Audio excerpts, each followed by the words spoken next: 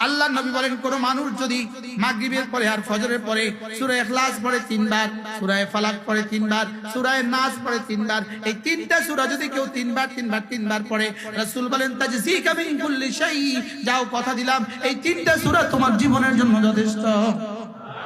এবার মোল্লা আলী খালি রহমাতুল্লাহ লিখছেন তিনটা সূরা যথেষ্ট অর্থ কি? এক নাম্বার, সারা দুনিয়ার মানুষ যত নফল ইবাদত করবে তুমি যদি করতে না পারো, এই তিনটা সূরা সকালে পড়বা 3 বার, মাগরিবে পড়বা 3 বার, যাও কথা দিলাম সারা দুনিয়ার সকলের নফল ইবাদতের সওয়াব তোমাকে দেওয়া হবে।